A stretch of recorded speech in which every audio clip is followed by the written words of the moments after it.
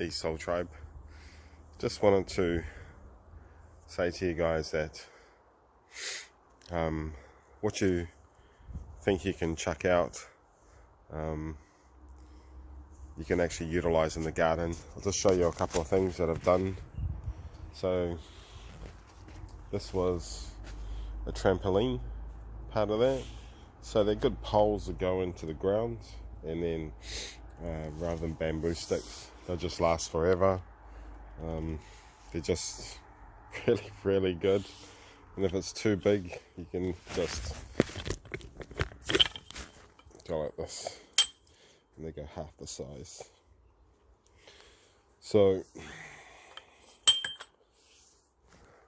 one man's rubbish is another man's treasure. The stuff here is just lying around, so I've got it. This was part of a trampoline. These are excellent, these things here. They just hold it all back and keep it all open here.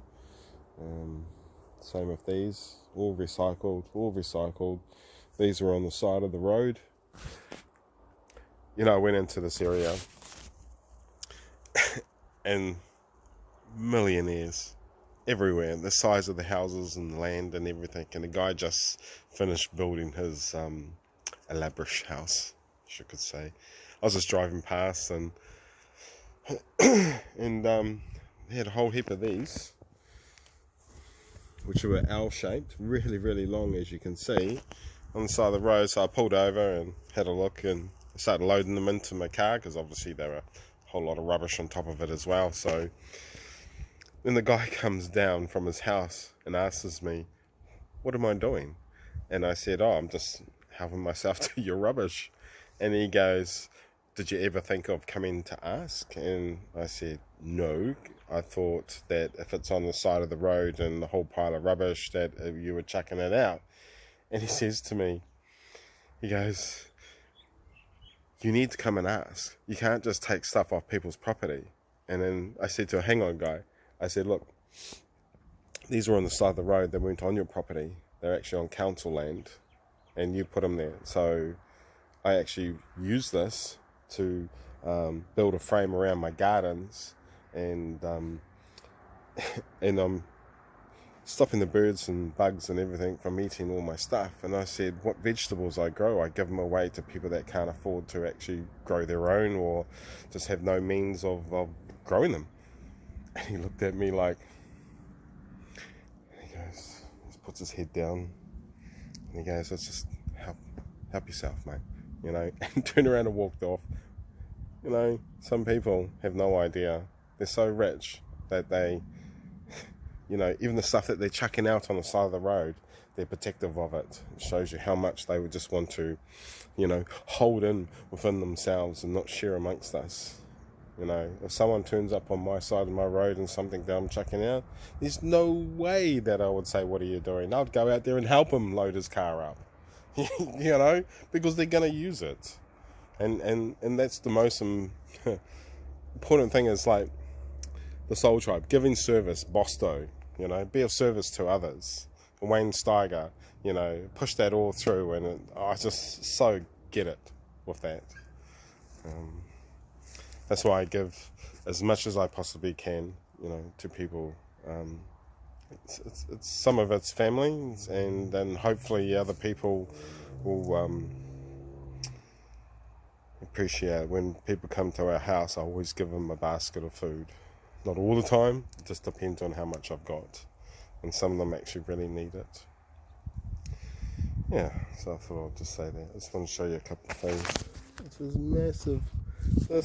Look at the size of this, right? Look at the size of this. This is crazy. That's crazy.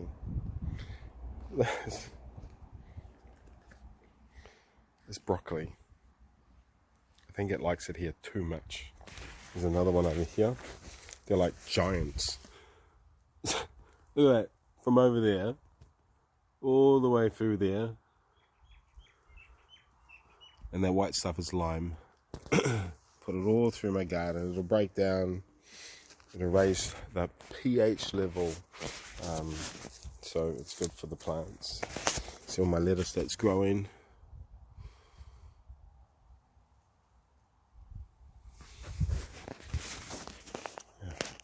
Another thing I wanted to show you, I put these in the gardens, and I haven't put these ones in yet, but you just get a downpipe, screw some holes in it, drill some holes in it, I should say. See through. You put it into the garden down deep, or just dig around it, so you know, so there's a hole there, and then fill it in. The worms will go in through here.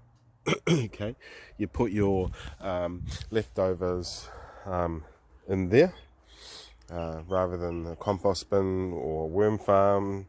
So you can create a worm farm in your garden bed by having a good supply of whatever you want. Actually, it doesn't mean, it could be grass, could be anything, could be stuff in the kitchen. As long as you keep on filling it, push it down, and the worms will come up and they'll actually eat it, breed, and they'll multiply in your garden. That's what you want. More worms, the better. I know some people freak out about worms, like my wife. She freaks out, screams, and runs away. LOL. No, she doesn't. I'm just joking. Yeah, so that's another little tip that I do. So this year was the first year of setting up netting the way that I have. Normally I just drape it over it, but because I've had all this structure stuff that I was able to put in here, I was able to set it up, and I've had less pest problems by doing this.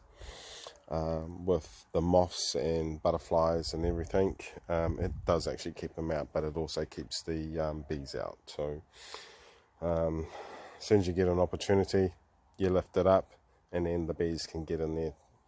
I mainly put them up for the birds because they're a pain, especially when I got seedlings in, and I just don't want them digging down. So shortly I'm going to lift this up because my seedlings are probably big enough to handle birds if they come along. As you can see, I'll just lift it up. It's a lovely silver beet growing. My broccoli seems to be growing quite well. I'll probably have to give it another feed because it is flowering. And there's a little one in the corner. Yeah, don't know why it's little, but might need some food. And I've got some more ones growing over here. They have only been in there a month. But also, one of the things I'm going to do is I'm going to grow some trees along my fence line here. So you can grow a tree close to this, grow it up, cut back this side, make sure the prune doesn't push the fence across, and then it goes flat against there, comes out this way. You prune the tree off here like a hedge, right? That'll all fruit. You leave a couple of stems that grow along like a grapevine, just like a grapevine, but doing it with the trees. So that's my plan to do, and I'll be growing it like this. I can't remember the tree that I planted here. Anyway, it's a little yellow fruit. I remember it comes later. This is a pop-up tomato that came through, as you can see. Just comes. I normally keep my compost over here, but this year I moved it, so you can just see that it just spreads out. I just let it grow because it's gonna give me tomatoes, which I'm quite happy with. There's another giant one over there. That one there has actually been there for 2 years and it's split off. So your broccolis and stuff like that, you don't need to pull them out of the ground every year. I do half, and I keep a couple, and then they'll sprout, and they'll multi-sprout, and they're a lot smaller, but you just get a lot more. So there's no need to chuck them out unless you want to chuck them out every year and grow new ones. There's no issues with that. I'm just experimenting to see what they look like, if it's worth doing or not. I have done it a couple of years. Maybe I just needed to put more fertilizer in it, but it wasn't that successful. So this year I've got a lot more fertilizer. As you can see, they're turning into giants, and we'll see what we get out of them, and I'll show you.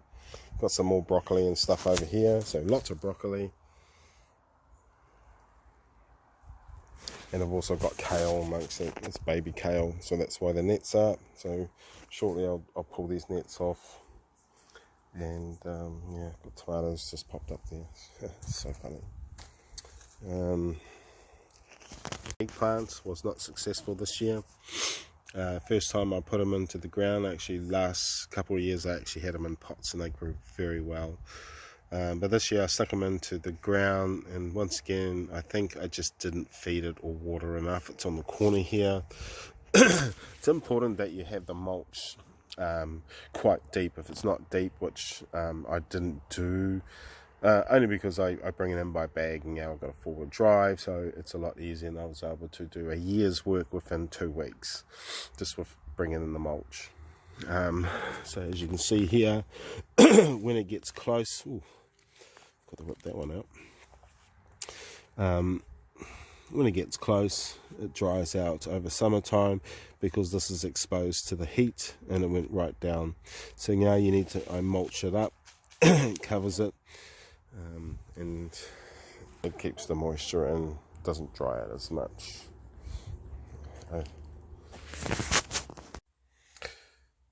Another thing I wanted to show you guys is what I've done in the front of my house. Is I've put roses in front of our windows.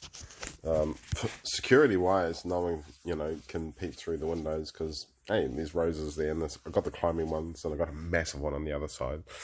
It was crazy. And the thorns are just, oh my god, they sting like hell when they prick you, as you can see here.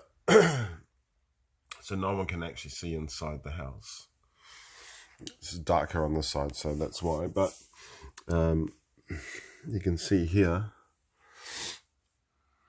this will grow up. We benefit from the beautiful roses and protection from the front of our house, from the road, and every window has got it. Just an idea for everyone to have a look at. If you can do it, do it.